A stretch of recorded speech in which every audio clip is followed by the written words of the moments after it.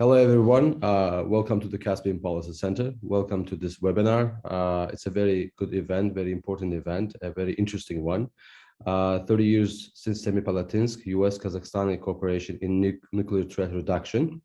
I am Afghan Nifty, Chief Executive Officer of the Caspian Policy Center. Once again, I'd like to welcome all our panelists and attendees, and thank you for all tuning in from across the United States and the Caspian region. August 29th marked the 30th anniversary of the closure of the Semipalatinsk nuclear test site in eastern Kazakhstan.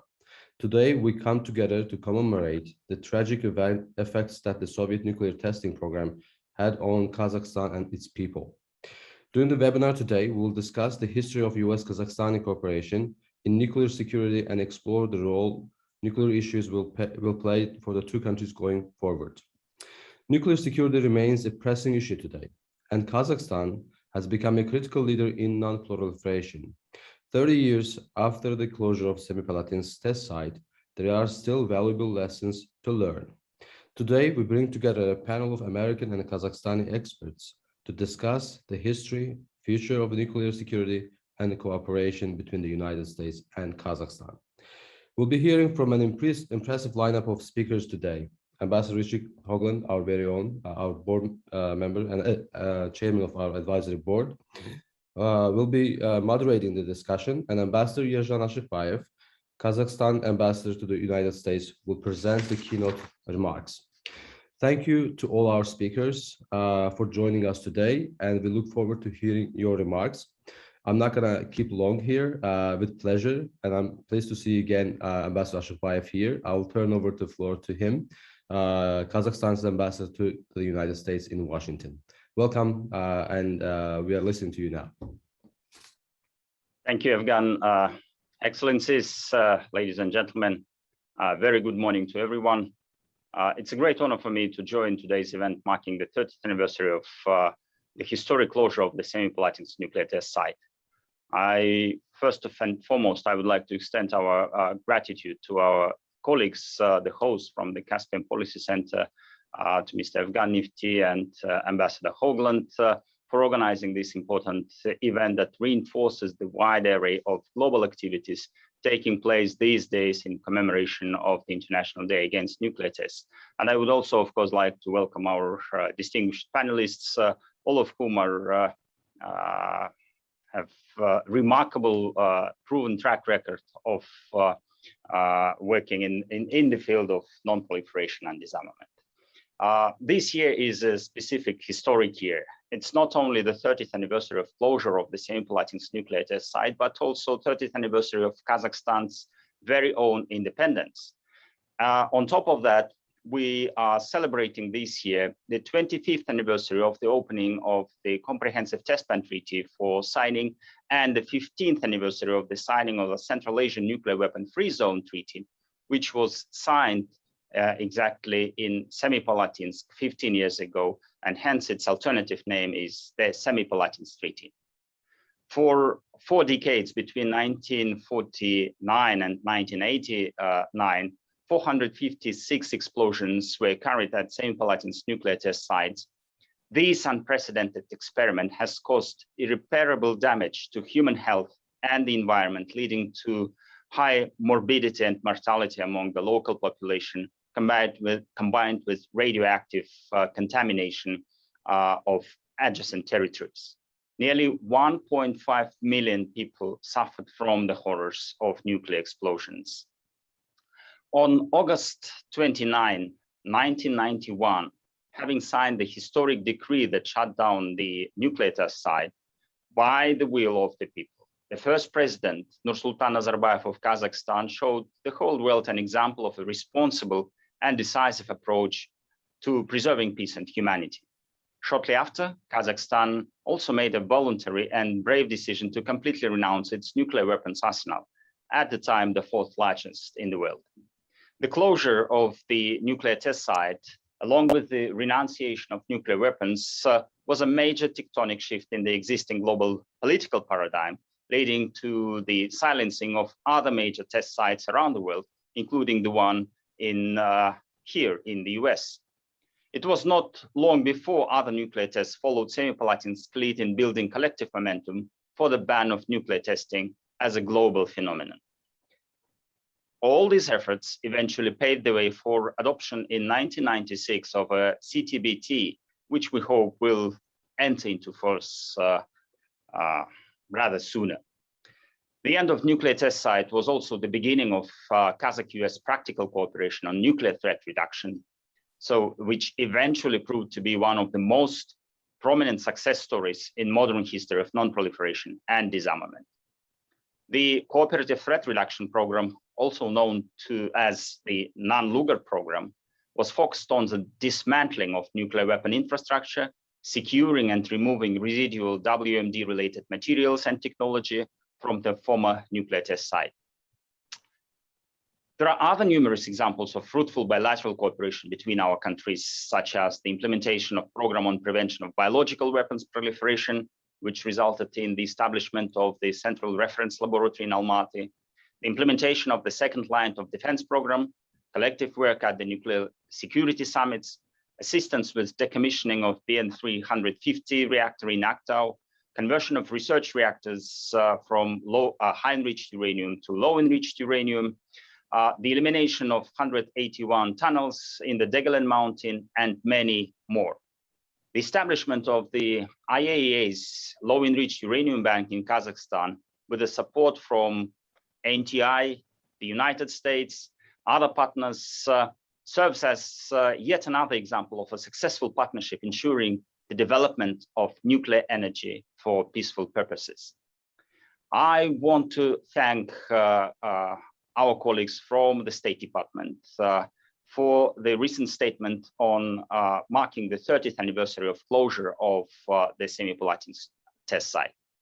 So to sum up, the solid record of Kazakhstan-US cooperation is backed by many successful political feats and practical accomplishments. I'm looking forward to today's discussions, which will certainly provide a deeper insight into the many interesting facts and aspects of our joint history of engagement. Also, I would like to reiterate my country's intention to further continue building upon this strong foundation, not only for the betterment of our bilateral relations with the United States, but largely for enhancing the stability and security of our shared world. I very much look forward to other thoughts and initiatives from other colleagues. We might even explore the possibility of shutting down other nuclear test sites, which have not been used for over a quarter of a century. So we better get rid of those polygons once and forever. So it's the aspiration of Kazakhstan, basically, to see the nuclear weapon-free world by the centenary of the United Nations in 2045. Some may think this is very naive initiative, but we intentionally put the bar very high to demonstrate the high ambition and high goals for entire global community. I thank you for your kind attention. I very much look forward to very interesting discussions. Thank you.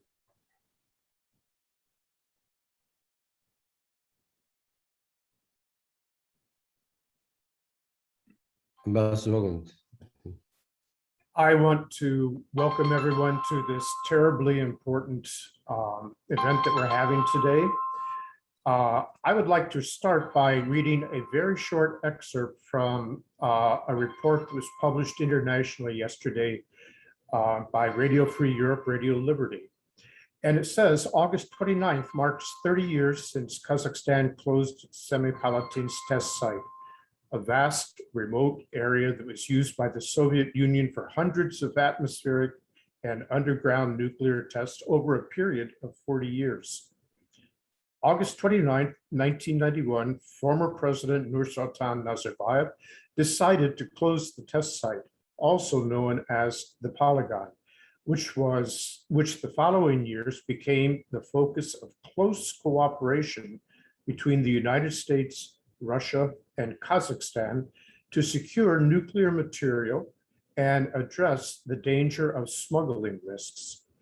The effort involved the transfer of hundreds of nuclear weapons to Russia, the shutdown of plutonium production facilities, the removal of hundreds of kilograms of highly enriched uranium, and the re-employment of scientists. To do the job, the United States provided funds and project management.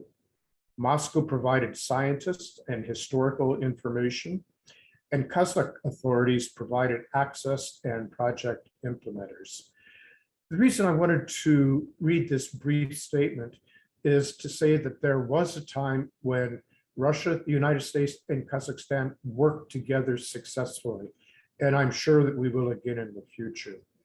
Let me add just one more thing before I introduce our speakers today. When I was US Ambassador to Kazakhstan, I had the enormous honor of being present at the site near Semipalatinsk in 2012, when the final lockdown occurred of highly enriched uranium and plutonium from the BN-350 nuclear reactor on the shores of the Caspian Sea. That was enough nuclear material to have made over 700 nuclear weapons. And it is now sealed and locked at least for the next 100 years and probably for posterity. Now, let me please introduce very briefly our speakers so they can get to what is important here. And I'll do it in the order that they will speak. First, Mr. Andrew Weber is a senior fellow on the Council of Strategic Risks and a former Assistant Secretary of Defense for Nuclear, Chemical, and Biological Defense Programs. He's also a colleague, he's also an author, and he is someone who played one of the key fundamental roles in history to close all of this down. Our second speaker will be Mr. Erlan Bakov. He is the Director General of the National Nuclear Center in Kazakhstan. And then our third speaker will be Mr. Leon Ratz, Senior Program Officer, Materials Risk Management, Nuclear Threat Initiative. We had hoped to have a speaker from Kazatomprom in Kazakhstan, but that turned out to be impossible for today. So we are going to move right into our speakers. And I would please invite all of our audience, all of our listeners and watchers to submit questions, because we will follow the speakers with a question and answer period. So with that introduction, let me please move to my friend, Andy Weber. The floor is yours, sir. Ambassador Hoagland, Ambassador Ashikbayev, thank you so much for giving me the honor of joining this panel today. The history of non-proliferation and Kazakhstan's leading role in that 30-year effort, it's also entwined with my own life story. So I just, when Ambassador Ashikbayev was ticking off some of the specific achievements, I remembered each of those, and some of them took 10, 15 years to accomplish. I mean, it was a sustained effort. And when we look back, it seems like it was a well-executed plan. But really, in history, you don't get credit for the catastrophe that didn't happen. But there were so many possibilities for absolute catastrophe with the legacy of the USSR's incredibly large nuclear weapons, chemical weapons, and biological weapons programs. And the first president of Kazakhstan, he made a decision right from the get-go to do the right thing for Kazakhstan and Kazakhstan's security, and for the world and for global security. And that allowed the United States to play a supporting role over these decades in dealing with the legacy of the Soviet Union's weapons of mass destruction. I was fortunate 29 years ago to be assigned to the brand new US Embassy in Almaty, Kazakhstan.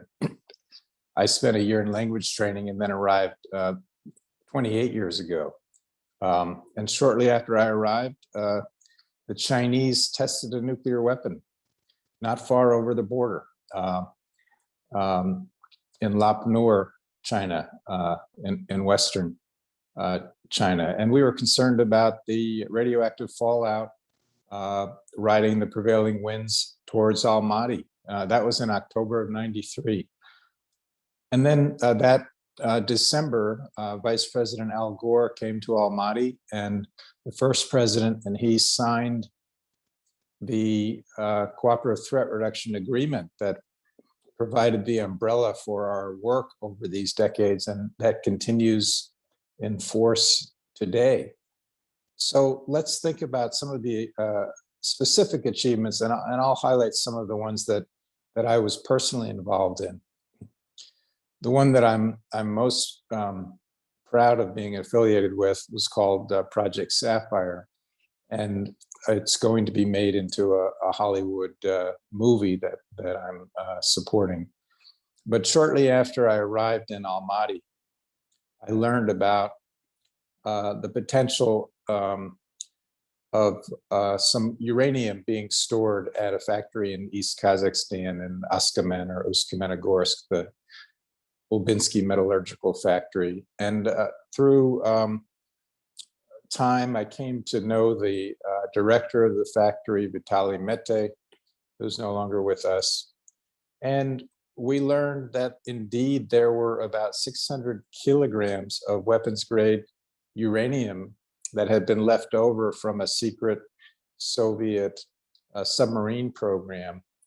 And it was enriched to 90% uranium-235. So much of the material was directly weapons usable uranium metal. And we worked very quietly over many months to plan and execute a joint operation where that material was safely packaged for transport by air on military cargo aircraft to the United States in November of 1994. And it was that close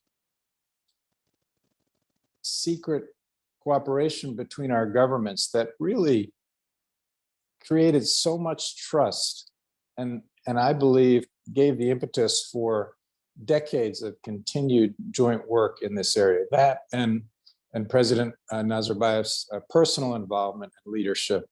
I remember very well, like it was yesterday, meeting with President Nazarbayev in Blair House when he had come to visit President Clinton in Washington and was staying at Blair House.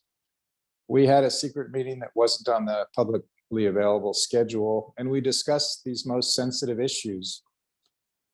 This was in early February of 1994, and we talked about the uranium at Ust-Kamenogorsk. We talked about the massive biological weapons factory, the anthrax factory that the Soviets had built in the 1980s in violation of the Biological and Toxin Weapons Convention in a place called Stepnogorsk, Kazakhstan. That was one of those secret cities that was only known by a post office box number during the Soviet period. And that was another project that I was involved in for 15 years, was safely dismantling this horrific biological weapons factory that was capable of producing and loading onto weapons 300 metric tons of anthrax. Just an extraordinary scale. At the time, I thought that Reagan had captured it well. I mean, I could only think that a biological weapons factory that size could be described as evil. And we worked very carefully and safely with the people who built that factory and operated that factory to destroy it very deliberately and methodically. Also on Vozrojdeniya Island, there was a major Soviet Army biological weapons test site, equivalent to the nuclear weapons test site at Semipalatinsk. And we worked first with President Nazarbayev's assistance. We made a secret visit to that facility and it had been abandoned by the Russian army in June of 1992. But clearly they intended to come back to operate that facility because there were signs hanging on the equipment that said not conservacji or mothballed. But history didn't allow that. And we worked with the government of Uzbekistan to destroy over a ton of anthrax that had been buried in 11 pits on the island. Specifically at the test site, in 1995, we had a joint project that started towards the end of my 2-year assignment in Kazakhstan to seal the test tunnels, the 181 test tunnels and the boreholes, to prevent them from ever being used again. And over time, metal scavengers began to re-enter these tunnels, and we were very, very concerned that scavengers who were going after copper wire and other metals that they could sell for scrap might seek either deliberately or accidentally some of the plutonium that had been left over in those tunnels, not from full out nuclear weapons tests, but from smaller scale so-called subcritical tests that did not burn up the plutonium and indeed left it behind. And especially after 9/11, 20 years ago now, we were very concerned that groups like Al-Qaeda could work through the scavengers to gain access to those nuclear weapons materials. So that kicked off a very long project where over time, the Russian Federation experts who had conducted many of those tests in the 1980s and knew the details, which had not been shared with the government of Kazakhstan as a non-nuclear weapons state. Over time, they shared details, and then we did joint projects supporting the test site National Nuclear Center personnel in doing that safely with the proper equipment. And that project took, it led one season of effort, led to the Russians telling us about more material and other tunnels.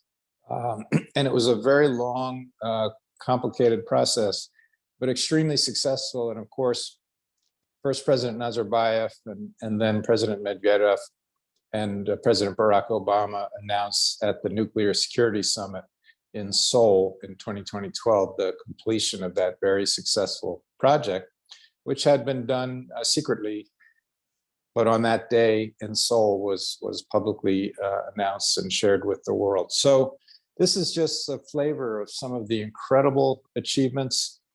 I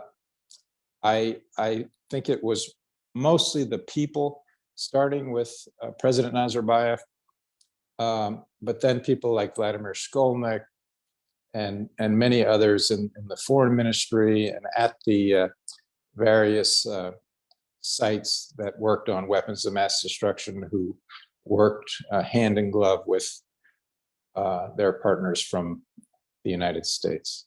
So thank you, and I look forward to hearing some of your questions.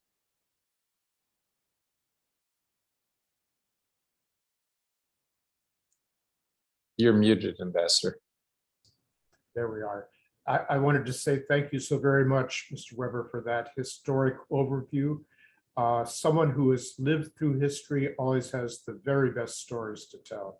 And we look forward to your comments during our question and answer period too.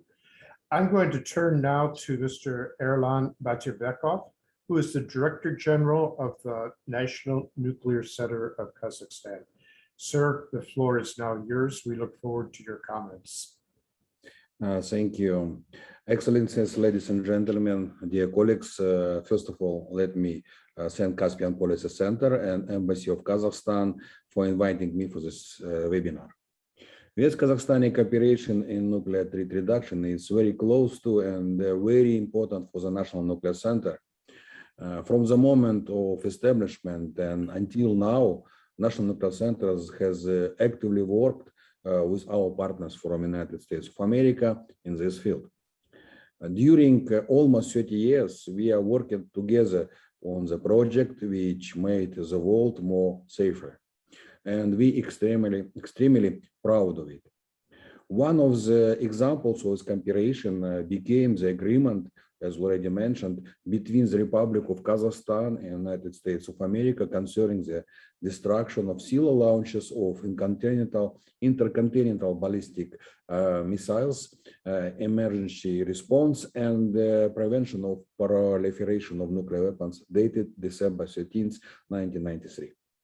And a considerable part of this work was done under a project related to elimination of nuclear weapons test infrastructure at the former Semipalatinsk test site, decommissioning of the N350 reactor, seismic monitoring to support comprehensive nuclear test ban treaty, and conversion of research reactor to the low enriched fuel. To reduce the proliferation risk at Semipalatinsk test site, unique engineering works was executed to eliminate nuclear weapons test infrastructure. As a result of it, the infrastructure of underground nuclear testing and Semipalatinsk test site territory has been eliminated. A total 181 tunnels at Degelen Mountains Massif, 13 unused experimental boreholes and Balapan, and also 12 seal launches of intercontinental ballistic missiles were brought to the conditions which would not allow to use them for the original purposes. The results of this work show that today is no longer possible to penetrate into the objects of former testing infrastructure without technological interventions.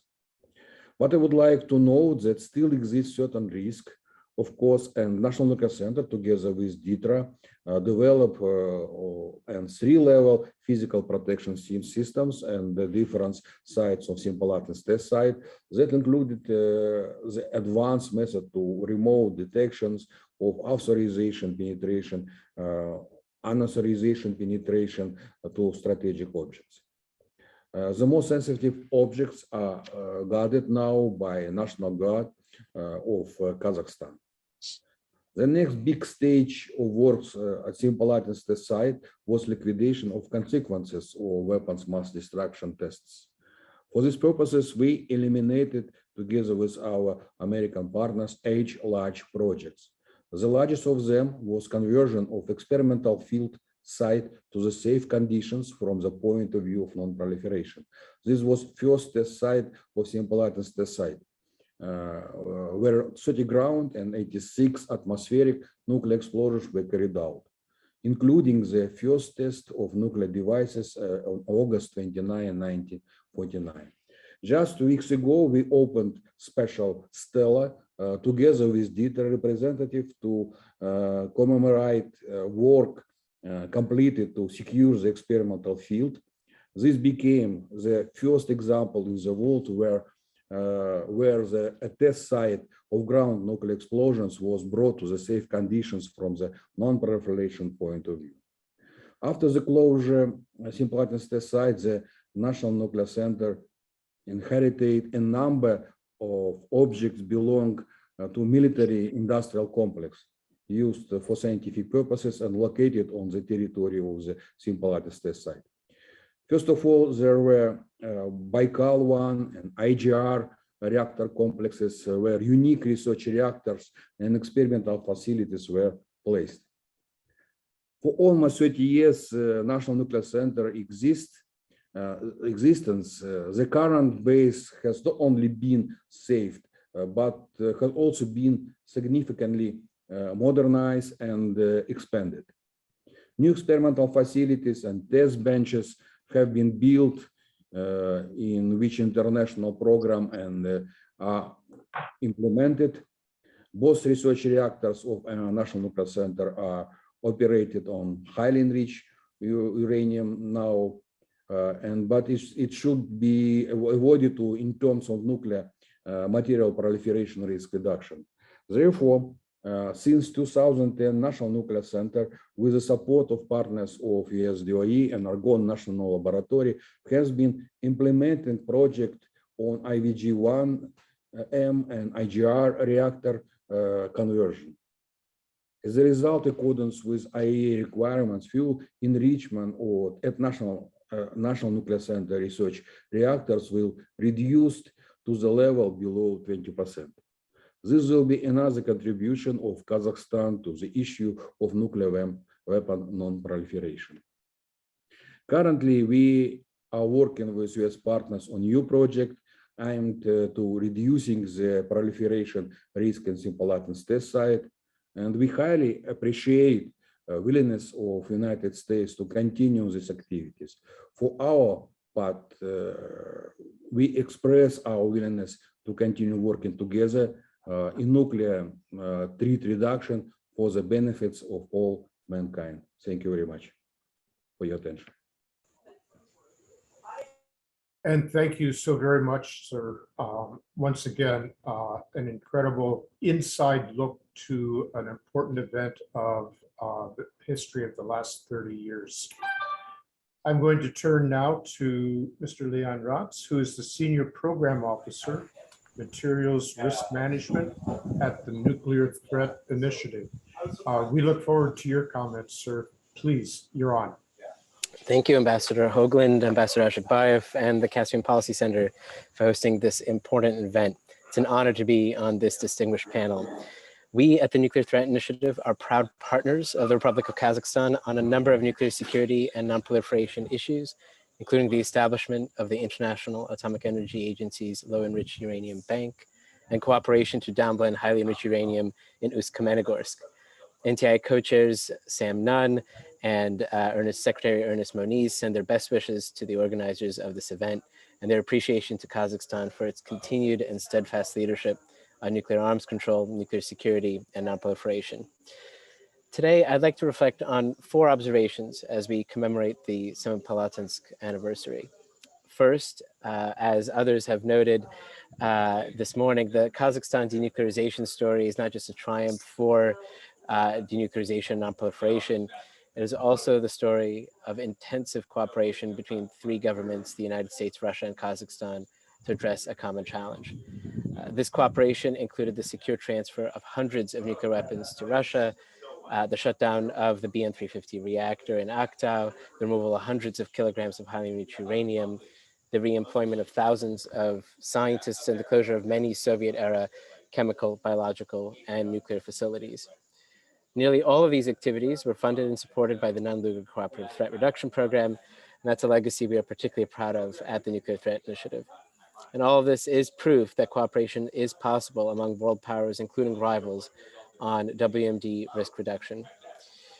The second lesson I'd like to highlight today is on the importance of personal relationships to the success of non-proliferation activities in Kazakhstan, and Andy Weber talked about this quite eloquently. These personal relationships among scientists and technical specialists prove just as important as the policy decisions taken at the 10,000-foot level. Every history of this cooperation should focus on these personal narratives, and personally reading them over the years have been both enriching and inspiring.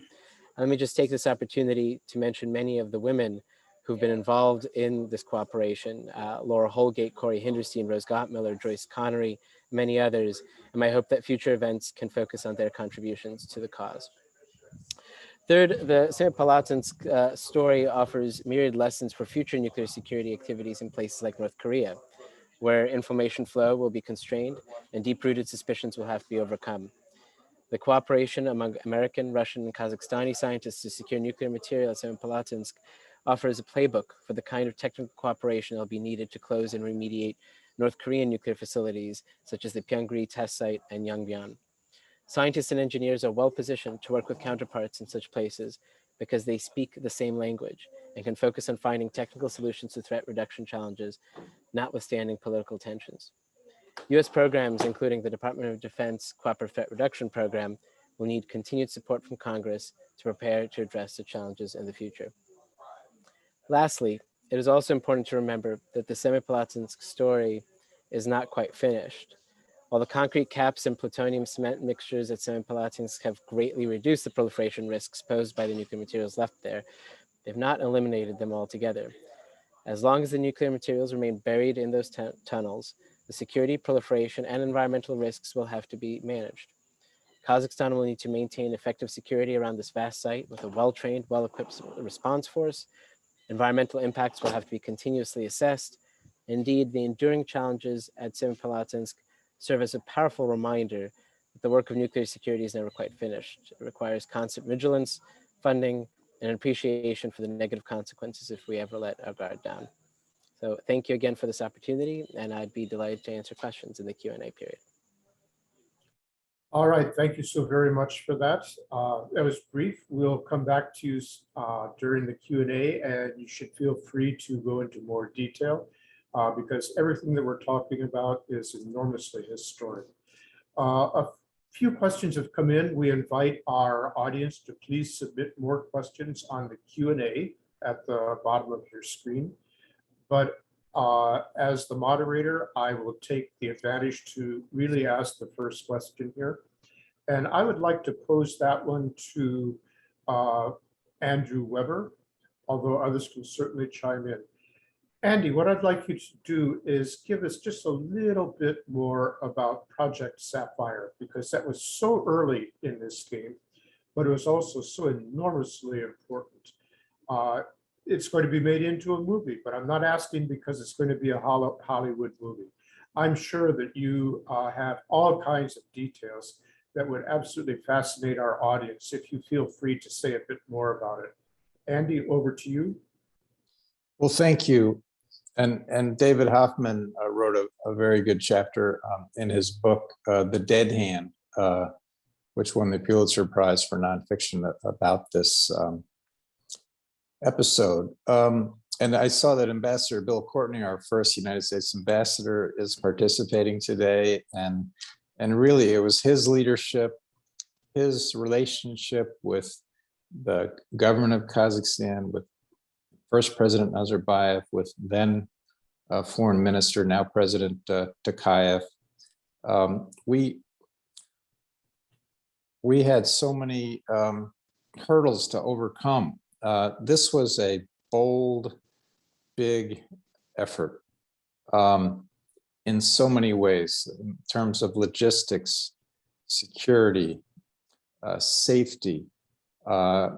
There were a lot of technical challenges, but I'll just maybe tell a few little anecdotes. So after this secret meeting that Ambassador Courtney arranged in Blair House with First President Nazarbayev in early February of 1994,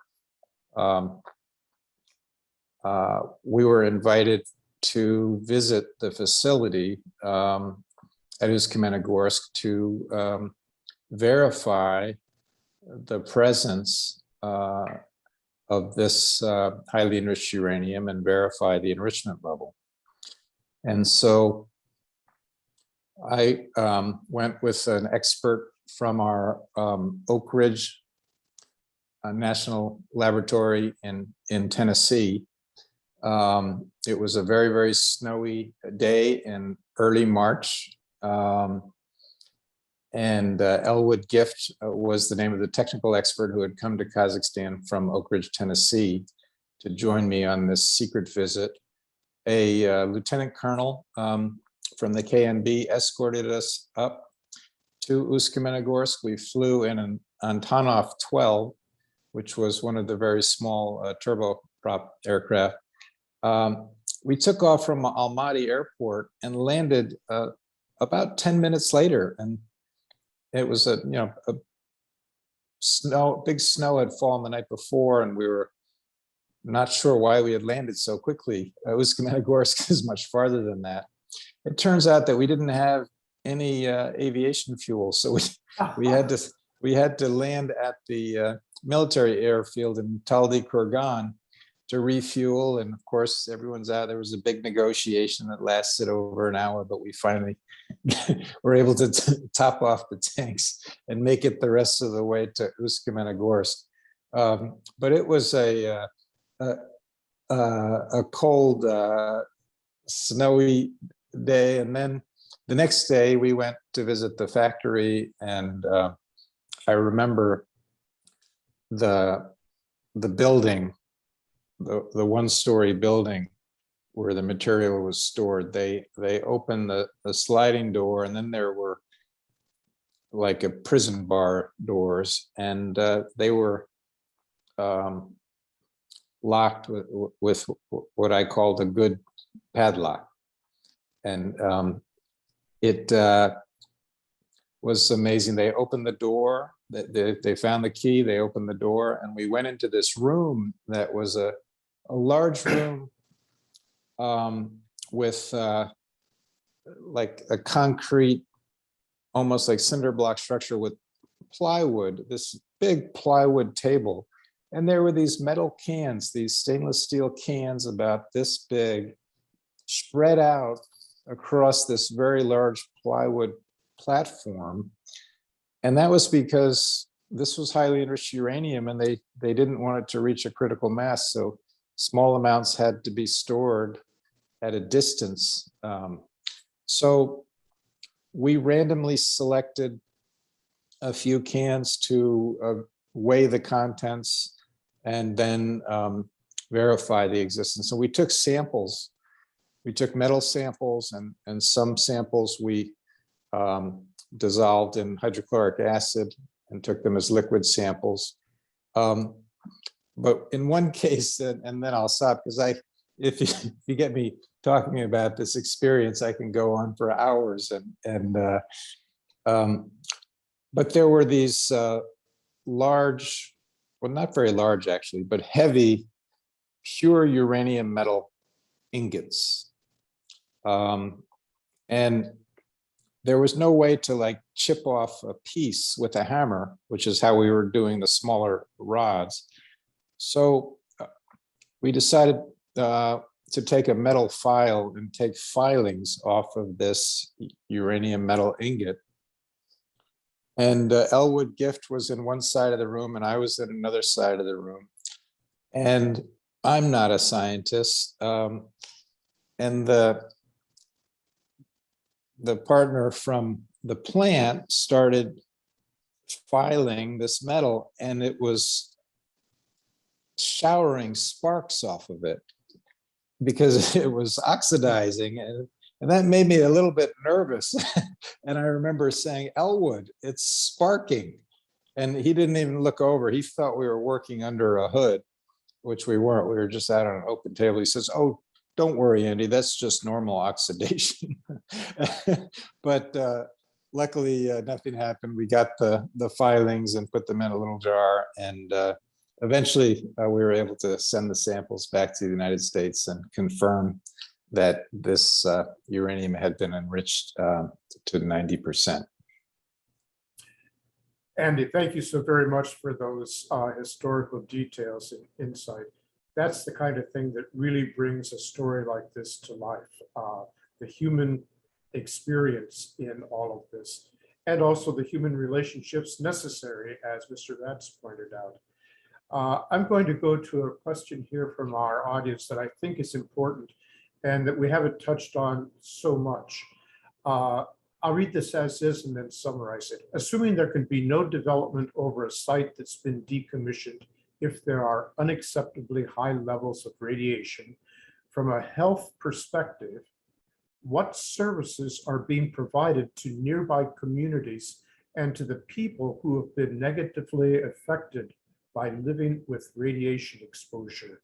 I think this is a question for either one of our Kazakhstani guests, so I'll leave it to you to decide who goes first.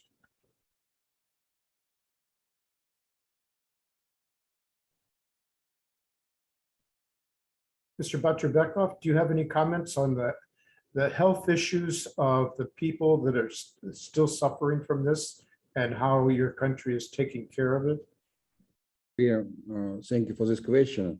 Of course, the government takes a lot of attention to the people who used to live in this area during the nuclear explosions testing.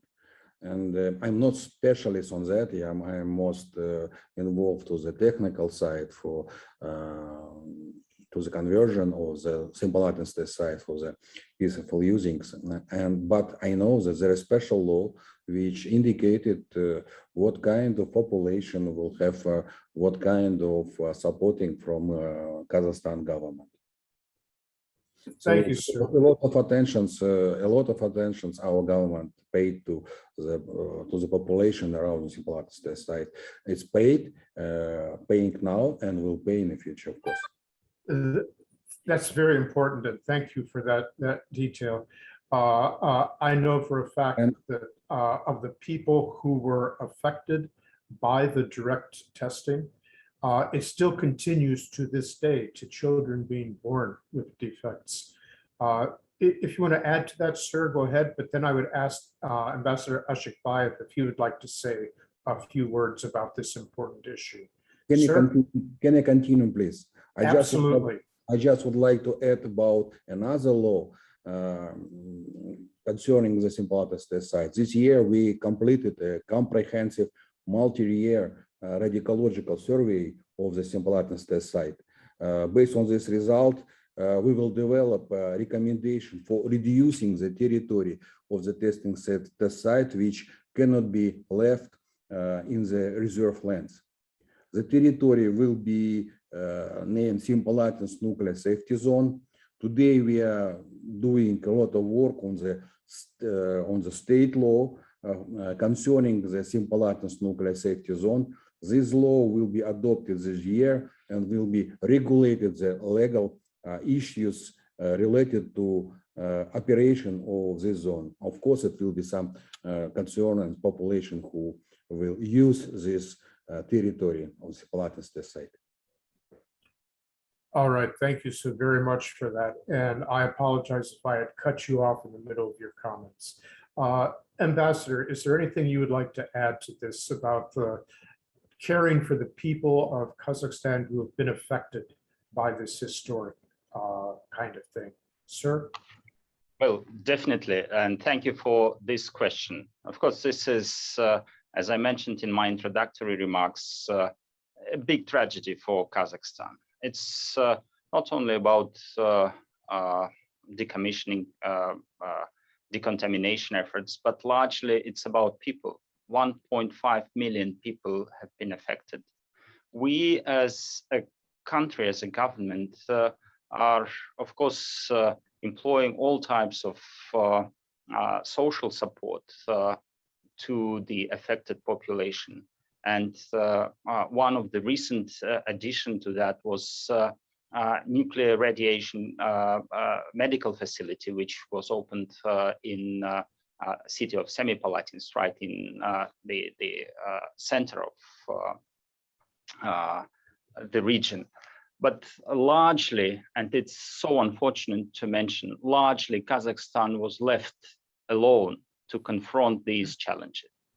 At the early beginning of 1990s, we worked at the United Nations, and subsequently a special UN General Assembly resolution was adopted on international efforts to address the health-related issues at Semipalatinsk Nuclear Test Site.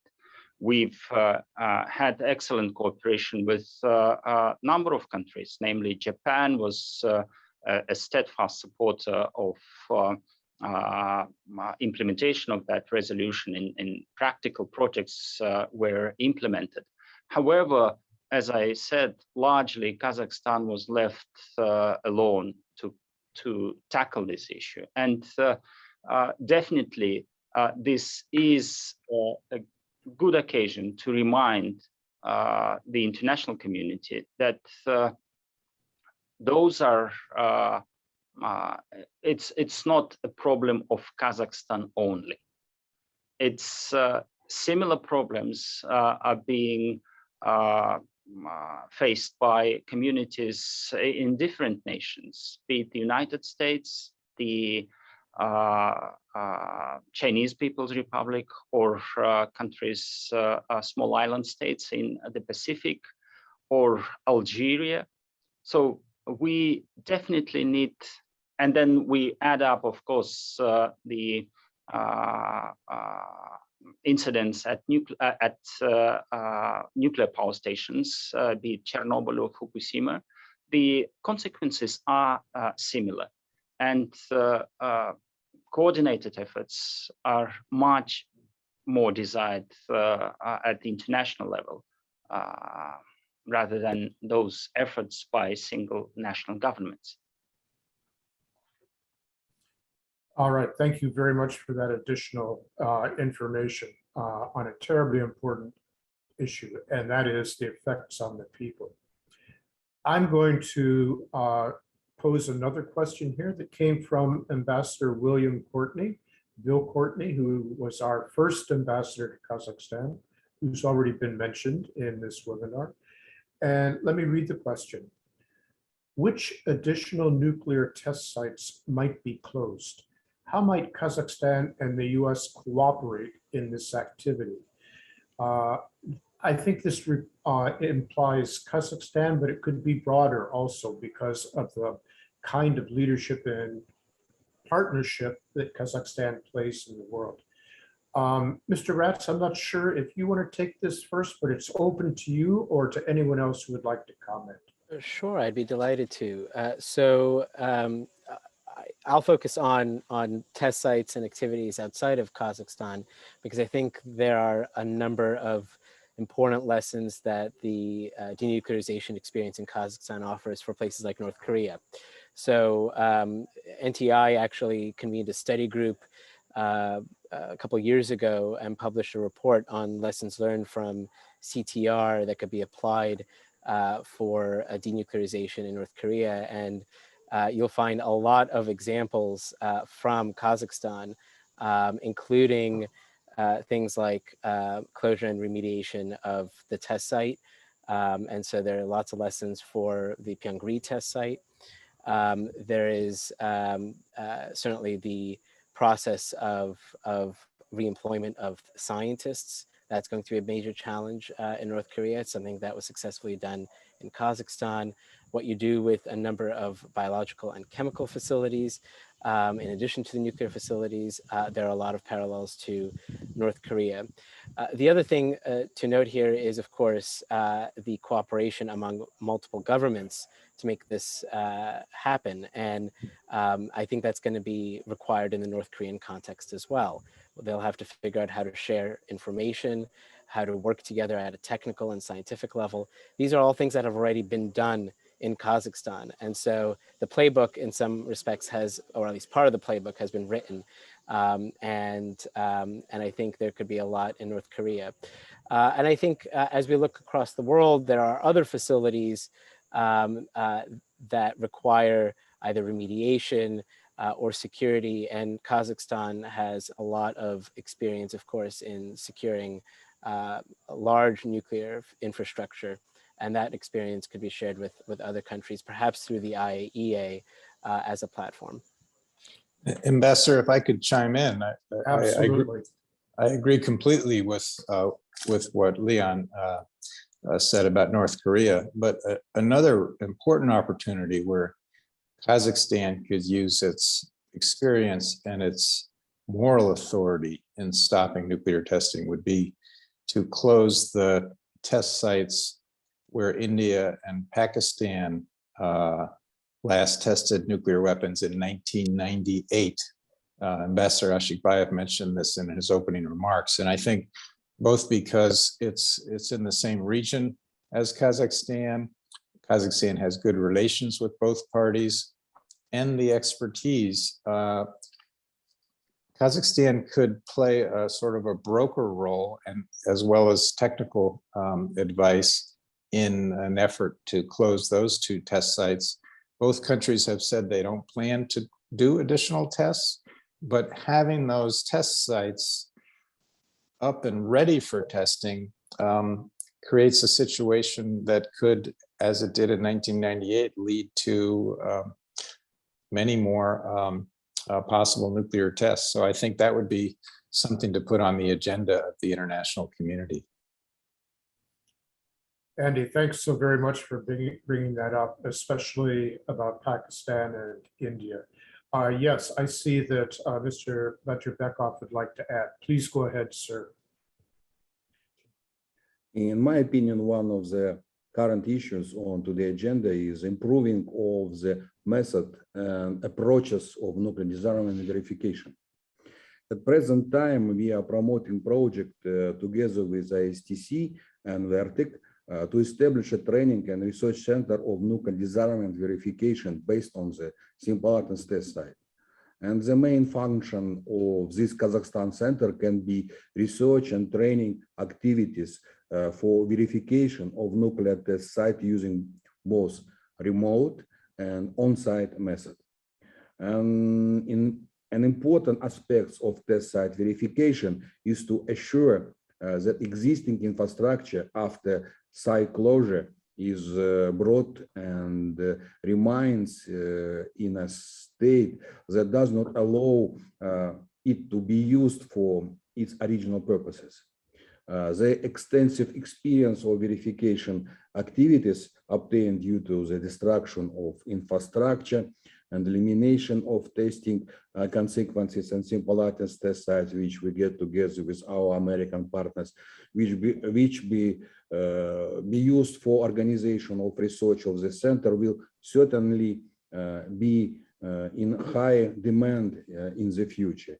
And adoptly, the success of experience of common work of Kazakhstan with United States of America and Russia Federation, Semipalatinsk test site, will be very useful for such activities at the other test sites around the world. Thank you.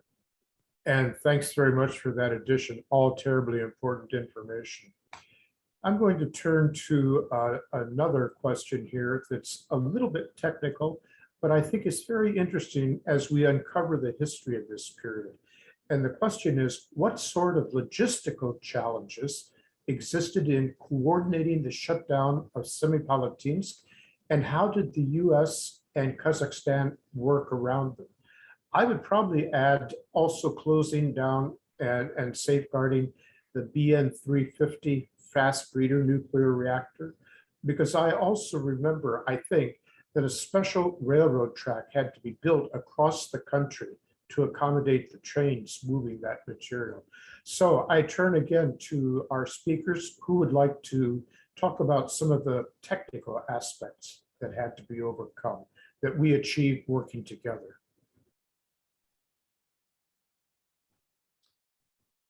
Well, I could chime in. Yes, you're absolutely right. One of the amazing logistical challenges was moving the spent fuel at the Octal BN-350 breeder reactor all the way across the country. Kazakhstan is an enormous country. And when that project was conceived, there was no rail line that was entirely between the two spots that was entirely within Kazakhstan. The initial plan had a portion of the rail going through Kyrgyzstan and then up to the north from there. There was additional rail line built, and an amazing logistical achievement. All of that material, tons and tons of that material, were transported in specially designed and certified dual-use transport storage casks that the material still sits in, all the way across Kazakhstan with tremendous security. Another example that I was personally involved in was the removal of what we called special technical equipment from 3 of the tunnels, 3 of the 181 tunnels at the Degelin Massif.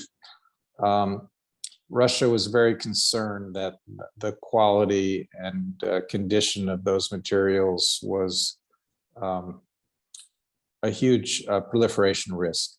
So we worked together to package those materials in secure transport containers and then move them by a special rail a special train that had come from Russia to retrieve those materials and ship them to the Mayak facility in Russia. That was an enormous logistical challenge too. All right, thank you so very much for that addition, Andy. I would like to ask if anyone has specific comments that have not been touched on yet. I would really like to draw out our panelists, all of our speakers, as much as possible. Are there things that you wish we had touched on? Things further about remediation of areas around the test sites? I leave this to you. Is there someone who would like to speak first? And we can also make these your closing comments too, people. Please feel free to do that also. I'll just touch on an issue that relates back to your previous question on logistical challenges, and I think one of the major challenges, as I understand it, I mean, I was a student of nonproliferation history and read all about the incredible work that Andy Weber and Sig Hecker and so many others did in Kazakhstan. But one of the key challenges, as I understand it, was information. And sharing information, you know, especially when we're talking about historical legacy information, that was quite a challenge that had to be overcome between Russia, the United States, and Kazakhstan, as we looked at cleaning up parts of Deglan Mountain, and arrangements had to be made to figure out how to share information about characteristics of material in a safe and confidential way. And I think there are some those are some really interesting lessons as we look at the future of arms control verification and disarmament, on how you share and verify information without revealing weapons related information. And that was, I think, a key challenge of the Semipalatinsk denuclearization story. So I'll be interested in seeing where the various verification research activities go from here, including one that NTI helps co-sponsor with the International Partnership for Nuclear Disarmament Verification. And I know that all of these verification initiatives are looking at the Kazakhstan experience for inspiration. And it'll be interesting to see where they go. Again, thank you so much for the opportunity, and it was a real pleasure to speak on this panel. Oh, thank you so much for that, Leon. Yes, Mr. Petrebekov, I will get to you in just a second. I just wanted to add briefly here, I have noticed Leon mentioning from his very first statement the importance of personal relationships. Absolutely true. That's true in diplomacy also. You cannot get anything done unless you build relationships of trust. And with those relationships of trust, you can then go to your leaders who will authorize things you never would have expected can be authorized. And you can get things done historically. So thank you for letting me do that brief comment. And Mr. Petrebekov, I turn to you now for your closing comment. Thank you very much. Just a few words about the previous question. The BNCRES 300 fuel, you know, now is located on territory of reactor complex Baikal 3, which belongs to National Nuclear Center of the Republic of Kazakhstan. And I will just remind that it was biggest amount of nuclear materials, uranium and plutonium, moved to the longest for the longest distance. And I would like to just say a few words about what kind of work we are doing today together with our US partners. So at present, we have started to implement a project to strengthen the security system at the other sites of Semipalatinsk test sites. It's Akhtan Berli, and we now discussing a project for updating security system at Digilen and Akhtan Berli sites. In addition, we are working now on design of emergency technology center at Semipalatinsk test site. And I would like to note that activities at the testing site are not limited to reducing the risk of proliferation. Today, Semipalatinsk site has turned from the object of street to a national laboratory, allowing various studies to be carried out to study the current state and predict the development of radiation condition of environmental media affected to significant technogenic impact. Again, thank you so very much. And yes, Ambassador, I see that you have a final comment too. The floor is yours now. Thank you, Ambassador Hoagland, and thank you to Caspian Center for organizing this important event. Thank you for the panelists sharing these fascinating stories. The reason for this webinar, importance of this webinar is not only stocking up the experience, not only sharing it with specialists, but I would say for me personally, this is also a good occasion, a good reason to bring the issue of disarmament and non-proliferation to the attention of decision makers. It's so unfortunate that this very important topic is waiting from the focus of decision makers, of international media. And if you look at the attention given, very few youngsters are aware of the danger. The younger generation is totally unaware, I can say, of the dangers of nuclear weapons, of weapons of mass destruction. And this is one of the purposes of such seminars, to raise awareness, to remind the world of the dangers of weapons of mass destruction and the high goals that our governments and so many other governments, non-government organizations have to free the world of the dangers of annihilation. And thank you again so much for this wonderful, wonderful event. And thank you for special thanks go to panelists for sharing their experiences. Thank you. And great thanks to you too, Ambassador, and thanks to our panelists. You know, sometimes we feel that we're living in the kind of historic period that can almost overwhelm us with the news headlines every day. This has been going on for several years now, but there have been enormously difficult periods in the past, and they have been overcome. Not without a lot of work, but it also took a lot of cooperation. And I hope that's what this webinar achieves today, reminding people that cooperation for achieving positive effects for our own people, for the people of the world, for the entire globe, really is possible. So with that, I'm going to give the very final word to the CEO of our Caspian Policy Center, Mr. Efkan Nifty.